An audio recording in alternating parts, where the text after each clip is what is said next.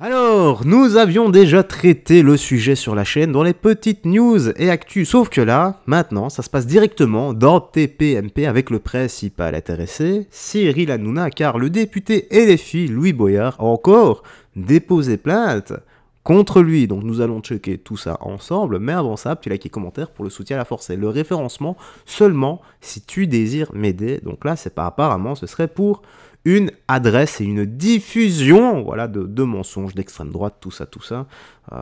Voilà, c'est du LFI tout craché, comme d'habitude. Allez, écoutons ça. Allez, malheureusement, on va encore une fois parler du génie, hein, Louis Boyard. Louis Boyard, alors il est tellement occupé par son boulot de député qu'il a trouvé le moyen de porter encore plainte contre moi. Alors bon, je vais vous expliquer sa plainte. Hein, voilà. Alors, cette fois, il veut porter plainte contre moi car visiblement, on a diffusé des images dans l'émission la semaine dernière qui ne lui plaisent pas. Donc, il faut qu'on appelle Louis Boyard avant, parce que c'est le rédacteur en chef de l'émission, hein, Louis Boyard. Non, mais sans rigoler, il a du mal déjà à en mettre une à l'Assemblée. Il croit qu'il va pouvoir nous dire ce qu'on va faire ou pas dans l'émission. Alors, ils s'en expliquaient dans une longue vidéo postée sur les réseaux sociaux. On n'a mis qu'un extrait, parce que je vous cache pas qu'il nous insupporte très vite. Regardez.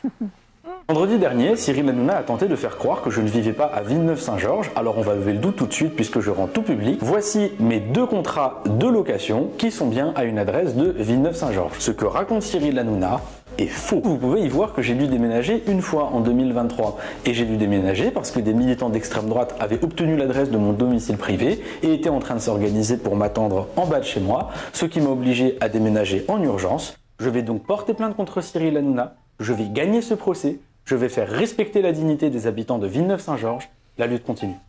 Bon, je vais vous expliquer l'histoire. Bon, son procès, de toute façon, sa plainte, elle va être vite classée sans suite, que ça sert à rien. L'extrait qui a contrarié Louis Boyard, c'est pas du tout des militants d'extrême droite, hein, c'est des journalistes. Le reportage de Frontières Médias, qui font un très bon travail, qu'on a diffusé, où ils ont cherché Louis Boyard, et finalement, ils l'ont trouvé d'ailleurs. Donc, on n'a jamais dit qu'il habitait pas Villeneuve-Saint-Georges. Ils ont juste dit dans le reportage qu'il habitait Villeneuve-Saint-Georges depuis peu, parce qu'il se présente aux élections à Villeneuve-Saint-Georges. Comme apparemment, il sait qu'il va perdre les élections, il essaie de se faire un petit peu de buzz sur notre dos. C'est normal, c'est de bonne guerre, Louis Boyard. Donc il a porté plainte, donc Louis Boyard, une fois de plus. On va revoir la vidéo qu'il a contrariée, puis je vais vous dire ce qui va se passer pour sa plainte. Louis Boyard, c'est votre ami? Bah oui, c'est mon pote, je connais bien.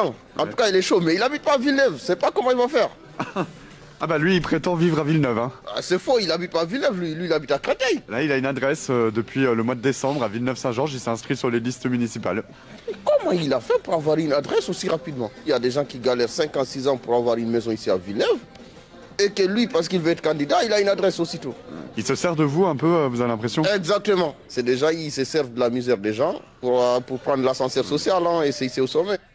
Et alors, il y a Kei qui me donne une info en plus sérieuse que j'ai oublié, c'est que Louis Boyard, il essaie de faire des vidéos qui durent plus d'1 minute sur TikTok parce qu'après plus d'1 minute, c'est rémunéré. Donc il essaie de se faire de l'argent en plus sur TikTok, Louis Boyard. Bon, quand je vous dis qu'on a affaire à un champion, là, quand on a des champions comme ça, on leur met la médaille et puis ils sont champions. Bon, je me pose 2 secondes. Hein. Ah, ils adorent tout de même l'enterrer. Hein. C'est comme il a dit, hein, cette bonne guerre, les deux ne savent pas se piffer. Ou alors, voilà, ils s'envoient des messages d'amour en cachette, et tout ça, bah, c'est prémédité pour faire monter l'audience des deux côtés.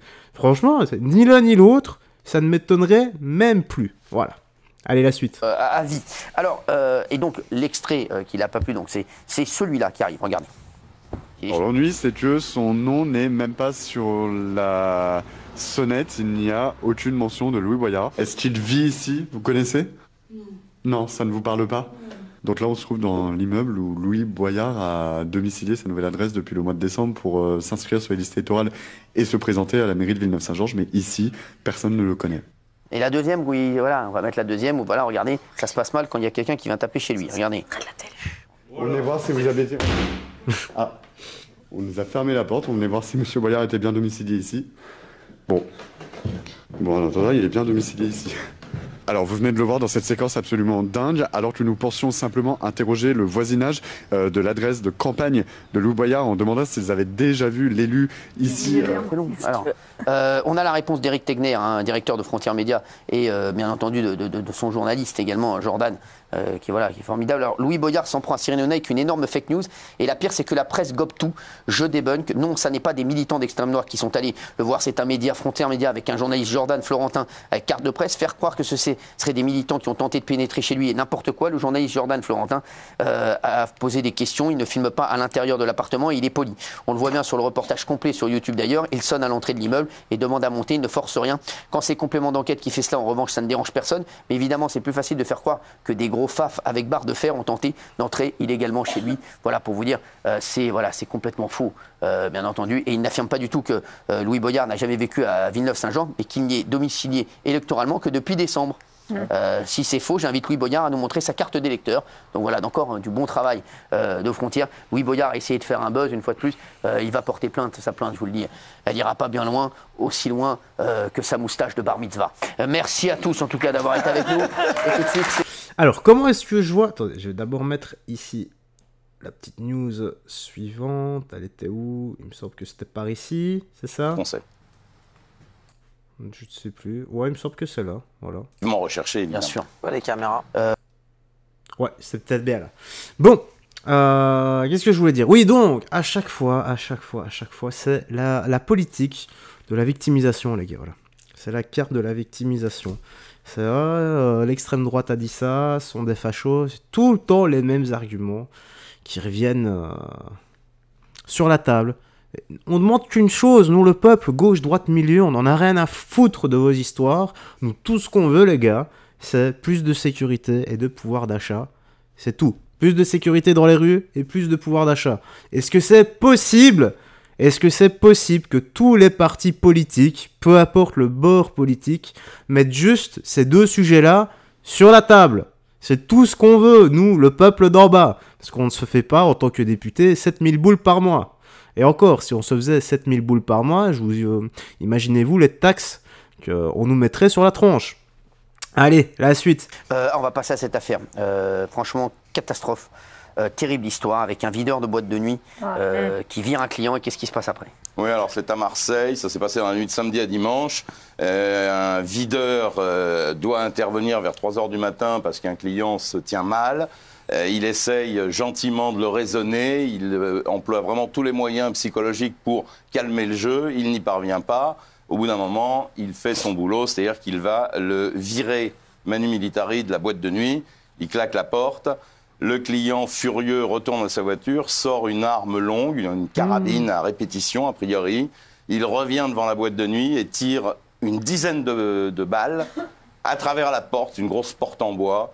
Et il va tuer sur le coup le videur, qui était un vigile donc de 37 ans, qui a reçu 2 balles, une dans la tête et une dans le cou. Il est mort sur le coup.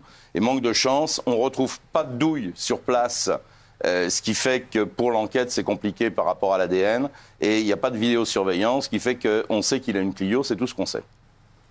Pouah. Bien tactique. Attendez, il y a quoi? Activement recherché, évidemment. Bien sûr. Ouais, les caméras. C'est un truc de fou quand même, hein. Donc pas de caméra. Le mec, il a pensé à reprendre les douilles.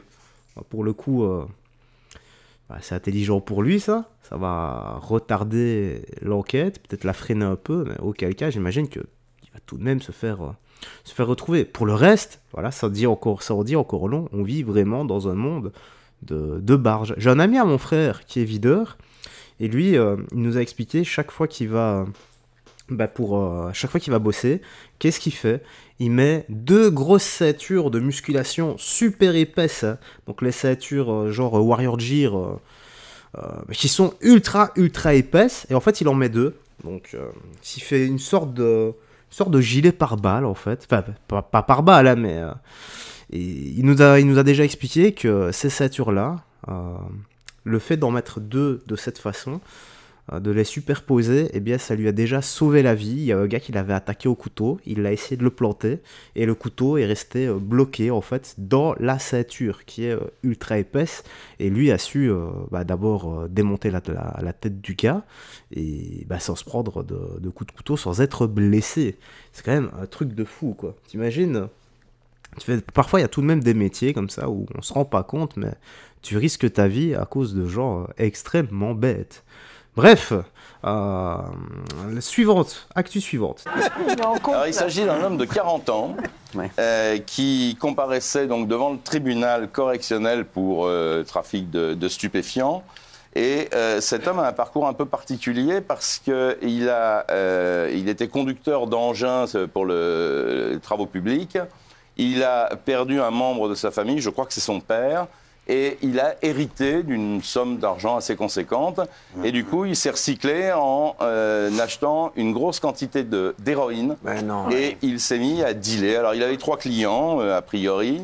Et il faisait un petit trafic. Alors, je précise quand même qu'il est toxicomane depuis qu'il a 16 ans. Il est accro à l'héroïne. Et la particularité de ce dossier, c'est que sa mère était sa complice.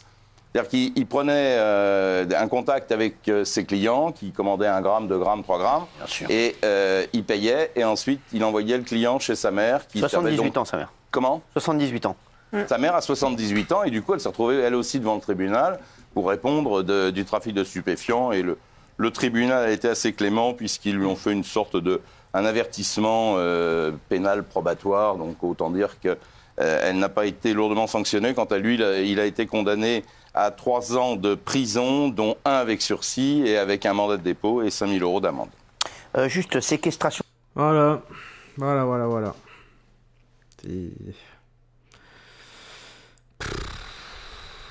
sais même pas quoi dire, les gars. C'est une histoire parmi tant d'autres. Voilà. En plus de l'héros, quoi. De l'héros. Voilà.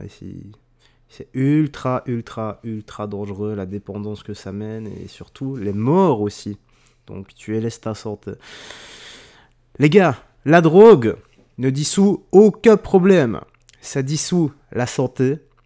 Ça dissout les liens familiaux. Ça dissout le compte en banque. Ça dissout tout. Ta santé. Absolument tout, mais pas les problèmes. Voilà, la seule drogue autorisée, ça doit être le sport. C'est là-dessus qu'on va se quitter. Voilà, tu me dis dans l'espace commentaire ce que t'en as pensé. Moi, j'ai rien d'autre à ajouter. Prends bien soin de toi, des gens que tu aimes, et on se dit à la prochaine pour d'autres vidéos. Bye bye. Fais très attention à toi et que Jésus-Christ te bénisse. Ciao, ciao.